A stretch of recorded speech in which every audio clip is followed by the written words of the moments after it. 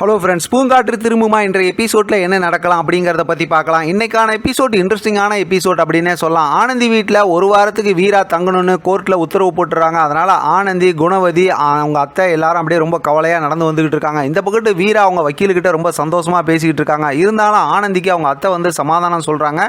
அடுத்து வீரா வந்து அந்த வக்கீலுக்கிட்ட எப்போ நான் என்ன பண்ணுவேன்னு எனக்கே தெரியாது அப்படிங்கிற மாதிரி எப்பயும் மென்டல் மாதிரி பேசுவாங்களோ அந்த மாதிரி பேசிகிட்டு இருக்காங்க. அடுத்து அந்த கோர்ட்டில் தீர்ப்பு சொன்ன அந்த ஜட்ஜை வந்து குமரன் போய் பார்க்குறாரு. அந்த புடவையெல்லாம் கொடுத்துட்றாரு. அதுக்கப்புறம் அங்கேருந்து அப்படியே அவர் வெளியில் வராரு. இங்கே பார்த்தோம் அப்படின்னா ஆனந்திக்கு அவங்க அத்தை வந்து சமாதானம் சொல்லிட்டு அப்படியே வந்துட்டு இருக்காங்க.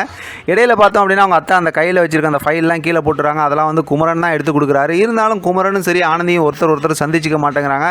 இப்போ பார்த்தோம் அப்படின்னா இப்போ ஆனந்தியோட வீட்டை காட்டுறாங்க. இப்போ ஆனந்தி வந்து உட்காந்ததுமே என்ன நடந்துச்சு என்ன ஏதுன்னு அவங்க அப்பா ரொம்பவுமே விசாரிச்சுக்கிட்டு இருக்காரு. பின்னாடியே பார்த்து அவங்க அண்ணன் மனோகர் வராரு. அதுக்கு பின்னாடி நம்ம ப்ரொமோவில் பார்த்த மாதிரி இப்போ வீரா வந்து வெள்ளை சட்டை வெள்ளை வேஷ்டி நெத்தியில் வந்து அந்த பட்டெல்லாம் போட்டுக்கிட்டு அப்படியே ஒரு மாதிரி ரொம்ப பவ்யமாக நல்ல மாதிரி அப்படியே உள்ளே வராங்க.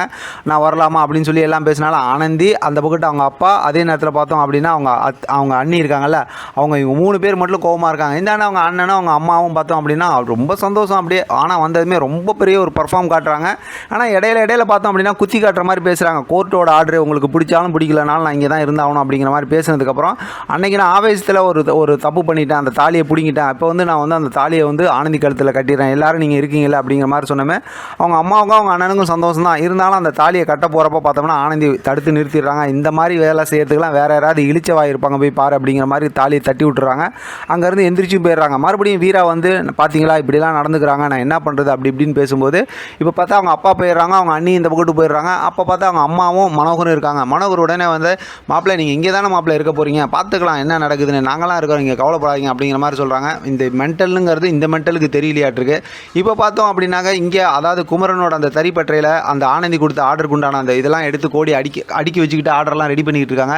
இப்போ அங்கே வர இன்பா வந்து இதை எப்படியாவது வீணாக்கணும்னு சொல்லிட்டு கோட்டி அங்கேருந்து அமுச்சு விட்டுட்டு அந்த அவங்களுக்கு நெஞ்சாங்கல்ல அந்த அந்த வேஸ்டிலாம் அதில் டேமேஜ் பண்ணி விட்டுட்டோம்னா ஆனந்தி மேலே தான் கோவப்படுவாங்க. அதுக்கப்புறம் அவங்கள்ட்ட ஆர்டர் கொடுக்க மாட்டாங்க, நம்மக்கிட்ட அந்த ஆர்டர் வரும்னு சொல்லிட்டு இப்படி ஒரு கேவலமான புத்தியில் யோசித்து அந்த புடவையெல்லாம் பார்த்தா கத்திரிக்கோள் வச்சு வெட்டி இந்த மாதிரி பண்ணிகிட்டு இருக்காங்க.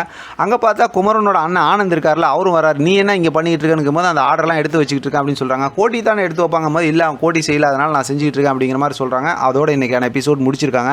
ஆனால் வீரா மாதிரி ஒரு மென்டல் கேரக்டர்லாம் இருக்காங்க அப்படின்னா அதெல்லாம் இந்த மாதிரி ஆளுங்கள்லாம் துரத்தி விடுறதுக்கு எத்தனையோ திட்டம் இருக்குது. அதை விட்டுட்டு எதுக்கு இதெல்லாம் ஒரு கதைன்னு சொல்லி வளவலன்னு கொண்டு போகிறாங்கன்னு தெரியல. இதெல்லாம் பார்க்கும்போதே செம்ம கோவம் வருது. என்னன்னு பண்ணுறதுன்னு ஒன்றுமே புரியல. பார்க்கலாம் அடுத்து என்ன பண்ணுறாங்கன்னு. இதை பற்றின உங்களோட கருத்து கமெண்ட் பாக்ஸில் தெரியப்படுத்துங்க. தொடர்ந்து ஆதரவு கொடுங்க. தேங்க்யூ ஃப்ரெண்ட், தேங்க்ஸ் ஃபார் வாட்சிங்.